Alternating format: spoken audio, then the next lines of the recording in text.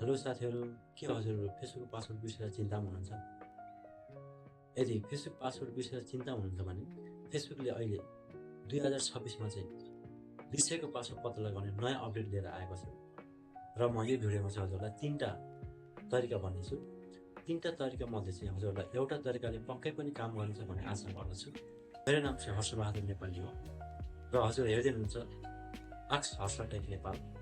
र अब लाग्दैन त मोबाइलको स्क्रिनतिर। हेलो साथीहरू, फेसबुकको 3वटा फिचर मध्ये चाहिँ पासवर्ड सेट गर्ने 3वटा फिचर मध्ये चाहिँ हजुरलाई मैले पहिलो फिचरको बारेमा भन्न गइरहेको छु। मोबाइलको स्क्रिनतिर लागौँ है त। हामीले चाहिँ जिमेल ओपन गर्ने पर्ने हुन्छ। जिमेल देख्नुभयो होइन? हजुरको मोबाइलमा सायद जिमेल होला। यसमा क्लिक गऱ्यो भने हुनेछ साथीहरू, यसमा क्लिक गर्नेछौँ। त्यसपछि राइट साइडको टपमा यसमा क्लिक गर्नेछौँ। यहाँ हेर्न सक्नुहुन्छ साथीहरू, मसँग चाहिँ यहाँ 4वटा जति जिमेल भएको कारणले गर्दाखेरि मैले चाहिँ पहिलो सुरुमा चाहिँ जुन इमेल लगइन छ त्योद्वारा मात्रै मैले अब पासवर्ड पत्ता लगाउने छु होइन। हजुरको पनि सायद धेरै छ भने चाहिँ प्रत्येक इमेल चाहिँ लगइन गरेर पत्ता लगाउनु पर्ने हुन्छ है त। यहाँ चाहिँ मैले पहिलो इमेलद्वारा हजुरलाई गरेर देखाउने छु है त। त्यसपछि हामी कहाँ जानेछौँ? म्यानेज योर गोल एकाउन्टमा जानेछौँ। यहाँ गइसकेपछि हजुरले देख्न सक्नुहुन्छ सेक्युरिटी एन्ड साइन इन भनेर क्लिक गर्नेछौँ। यहाँ क्लिक गरौँ। त्यसपछि अलिक तल जानुभयो भने चाहिँ यहाँ सबभन्दा लास्टमा देख्न सक्नुहुन्छ पासवर्ड म्यानेजर भन्ने ठाउँमा देख्न सक्नुहुन्छ। यसमा क्लिक गर्नेछौँ। जानेसँग साथीहरू यहाँ फेसबुकको अप्सन आइसक्यो है। फेसबुक अप्सन आइसक्यो। यहाँ फेसबुक देख्नुहुन्छ। अब हामी फेसबुकमा क्लिक गर्नेछौँ। हजुरको सायद अब यहाँ ब्ल्याक देखाउन सक्छ हजुरलाई, किन भन्दाखेरिमा सेक्युरिटी कारणले गर्दाखेरिमा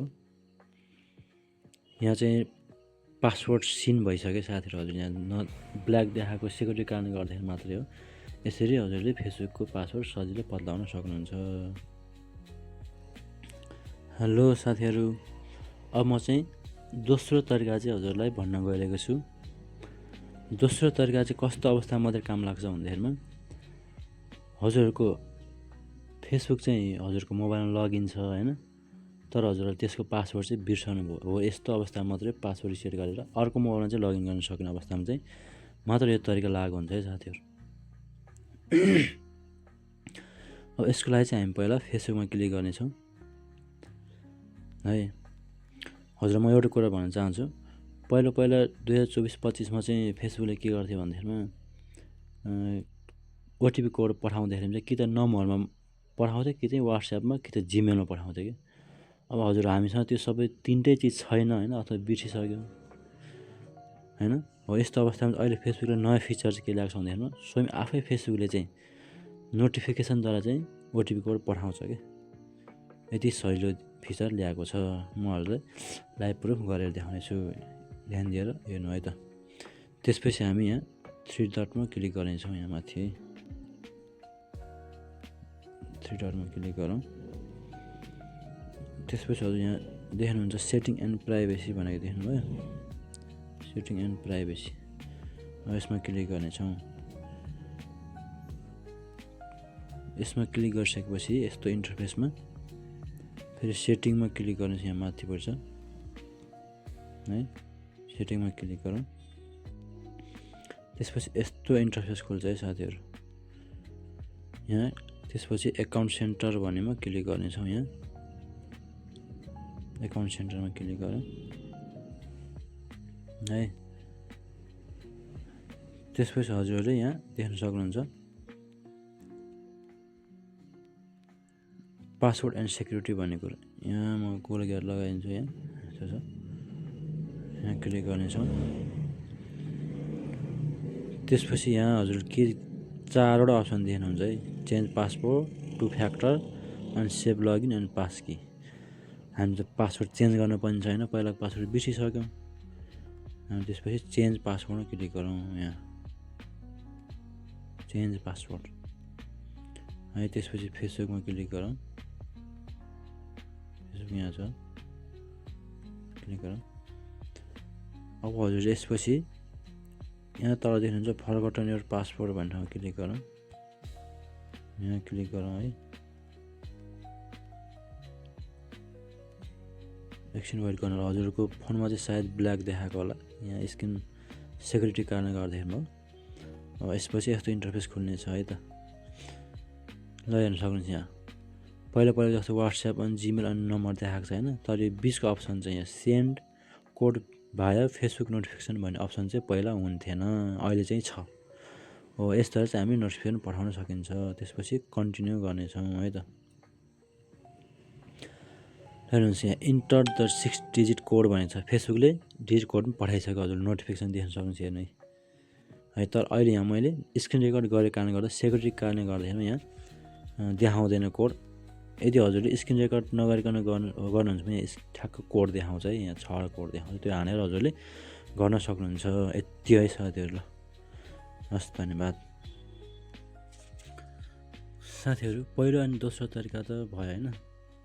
अब तेस्रो तरिका चाहिँ खासै इफेक्टिभ छैन भनेको होइन। अब कुनैको मलाई काम लाग्न सक्छ है त्यो, मैले पहिला पनि भनिसकेँ भन्न चाहिँ। जस्तै वाट्सएप अनि कि त नम्बरमा कि त जिमेलमा कोड पठाएर चाहिँ गर्न सकिन्छ। यो चाहिँ यस्तो तरिका छ हजुरले। यो खासै इफेक्टिभ चाहिँ छैन, तै पनि हेर्नु है त। यहाँ फेसबुकमै जानेछौँ साथीहरू होइन, फेसबुकमा जानेछौँ। पहिला मैले लगइन गरेर राखेको भएर यस्तो देखाएँ।